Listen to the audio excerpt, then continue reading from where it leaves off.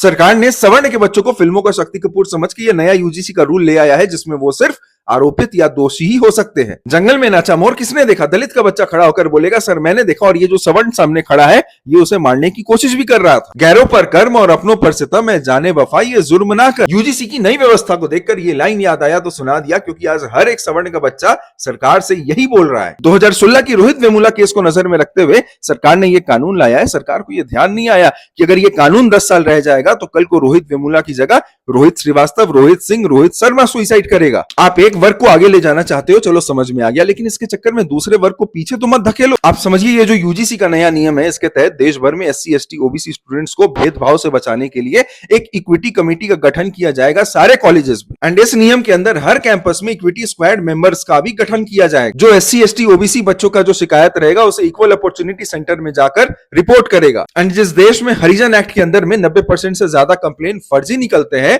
वहीं पर यूजीसी एक और ऐसा नियम लेकर आ गया है जिसके अंदर कोई भी एसटी, एससी, ओबीसी स्टूडेंट अगर जनरल कैटेगरी के खिलाफ कंप्लेन करता है और अगर वो कंप्लेन गलत निकलता है तो उसके ऊपर कोई फाइन का भी प्रोविजन इसमें नहीं रखा गया है। मतलब ऐसा गजब का नियम है कि अगर मैं अपने कॉलेज में किसी ब्राह्मण, भूमिया, राजपूत को काला कलुआ नाटा बोल दूं तो ठीक है, लेकिन यही चीज अगर मैं किसी दलित को बोल दूं तो मैं फंस जाऊंगा। अभी कुछ दिन पहले तक आप ही बोलते थे यार एक है तो सेफ है, बटोगे तो कटोगे, हम तो ये मान कर बैठे थे। अब आप ही हमें एक से आधा करने में लगे हुए हो। ये खतरनाक नियम है, इसके खिलाफ आवाज उठाइए, क्योंकि जिन स्टूडेंट्स को जात पात भुलाकर साथ में पढ़ के देश को आगे बढ़ाना था वो अब इस नियम के आने के बाद आपस में लड़ते रहेंगे।